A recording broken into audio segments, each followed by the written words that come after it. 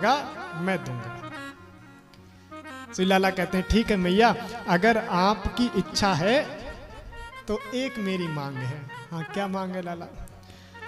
तो श्री परमानंद दास जी महाराज लिखते हैं, ओ मैया मोहे ऐसी दुल्हन भावे। मैया ने कहा मैं जानती थी तू यही मांगेगा। तू 3.5 साल का था तब से तेने रट लगा रखी, मुझे दुल्हन चाहिए, दुल्हन चाहिए, दुल्हन चाहिए। अब मैया आपने कहा मांगने के लिए तो मैं मांग रहा हूं।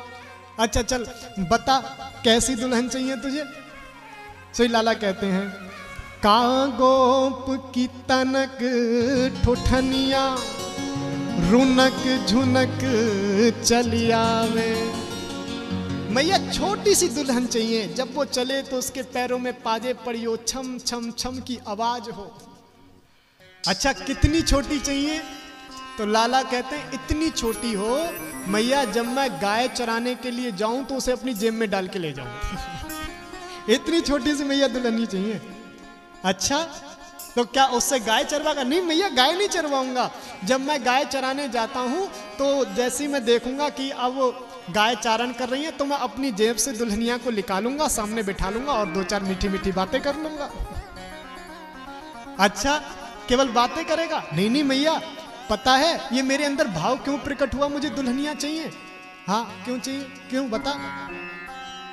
मैया देख तेरी उम्र तो हो गई है, तू भी जानती है, वृद्धता आ गई। अच्छा मैं बूढ़ी हो गई हूँ? मैया देख माने ना माने हो तो गई है, और जब तू वृद्ध अवस्था में रोटी बनाती है तुझे पता भी नहीं चलता। मैया कई रोटी तू मुझे कच्ची दे देती है। मेरी थाली में जब कच्ची रोटी आती तो मेरे मन में विचार होता है अगर मेरी दुल्हनिया होती तो मैं उससे सुंदर सुंदर रोटी बनवा लेता। कर कर पाक रसाल अपने कर मोही परस जिमावे। मैया अपने हाथों से सुंदर सुंदर छोटी छोटी रोटी बना करके मुझे जिमाए, और केवल जिमाए ही नहीं, करन अचल पट और बवाते ठाणी प्यार दुरावे। मैया मोहे ऐसी दुल्हन भावे। मैया जब मैं खाना खाने बैठूं तो मेरी छोटी सी बहू अपने आंचल से मुझे प्यार करे, मुझे हवा करे, ऐसी दुल्हनिया चाहिए मैया।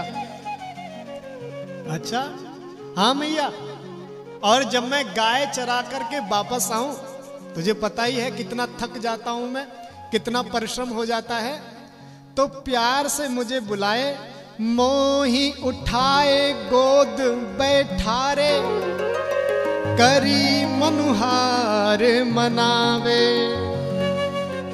ओ मैया मोहे ऐसी दुल्हन भावे। मैया जब मैं परिश्रमित होकर के थक हार करके घर आऊं तो जैसे लाड से तू अपने गोद में मुझे बैठालती है, फिर वो मेरी बहू मुझे मेरे गोद अपनी गोद में मुझे बैठा ले, खूब लाड कले मेरा। ओ मैया मोहे ऐसी दुल्हन भावे। तो मैया ने कहा देख लाला ये मेरे हाथ में तो नहीं है, ऐसा कर जो तू ये बातें मुझसे कह रहा है ना अपने बाबा से जाकर के कह, आहो मेरे लाल कहो बाबा ते तेरे ब्याह करवावे। ओ मैया मोहे ऐसी दुल्हन भावे। लाला तू अपने बाबा को जाकर के बता,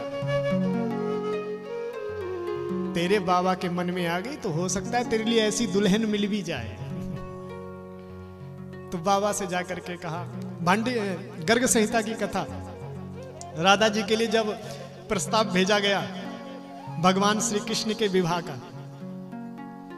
बाबा को बताया तो बाबा ने कहा चलो ठीक है, एक वृषभानु नंदिनी है, लगता है हमारे छोरे के लिए बिल्कुल उपयुक्त है, गुणवान है, शीलवान है।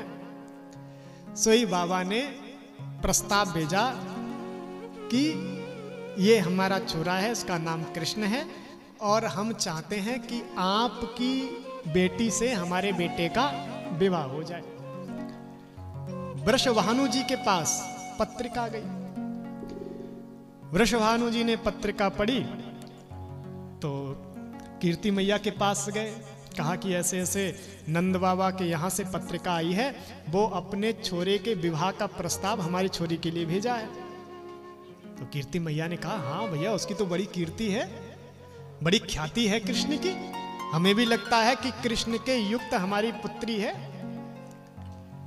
तो विवाह पत्री स्वीकार करी, और पहले ऐसी परंपरा रही होगी कि अगर लड़के वाले ने लड़की वाले को विवाह का प्रस्ताव भेजा है तो लड़की वाले लड़के वालों के लिए कुछ भेंट भेजते हैं। अगर उधर से भेंट आ गई मतलब लड़की वालों ने विवाह का प्रस्ताव स्वीकार कर लिया है, लड़की वालों ने स्वीकार कर लिया। अब लड़कों वाले के पास जो भेंट आई है, जितनी भेंट आई है लड़की वालों की तरफ से, लड़के वालों को वो भेंट दुगनी करके भेजनी पड़ती थी, ऐसा परंपरा थी।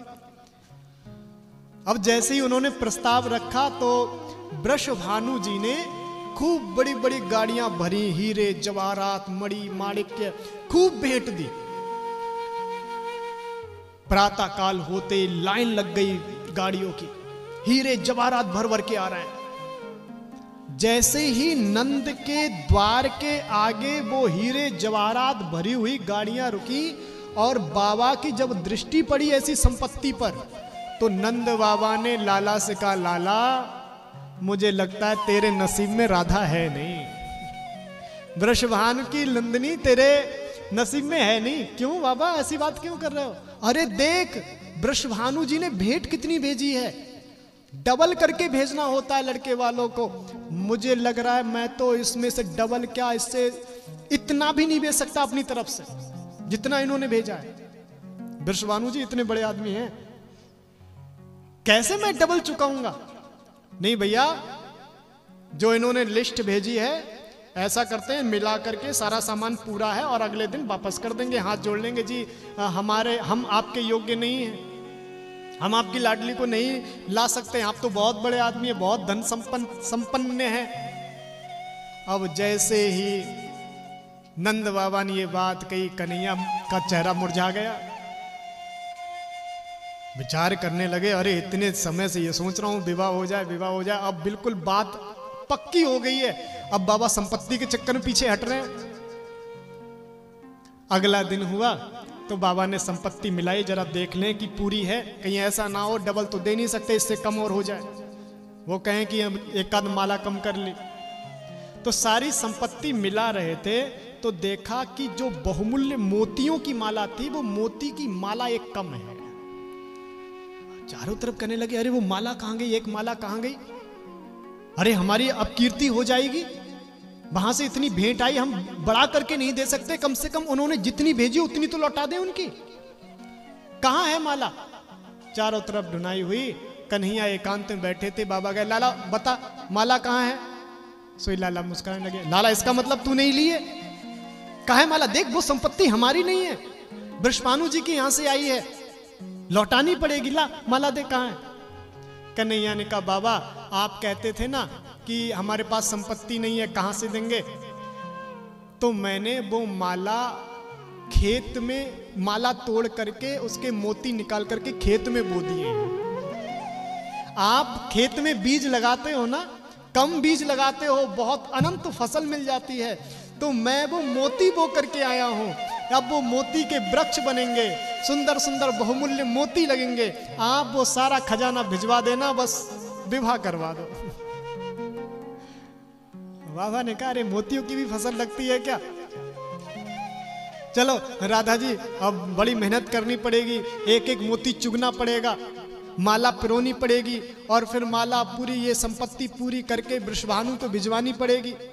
तो सखाओं को, मैया यशोदा को, सभी को साथ में लेकर के गए, और जैसे ही खेत में गए तो कन्हैया ने जो बात बोली थी बिल्कुल सत्य, महाराज बड़े बड़े वृक्ष लगे, उस पे मोती लगे हुए हैं, सारे ये दृश्य देख करके आश्चर्यचकित हो गए, अरे ये कैसे हो गया।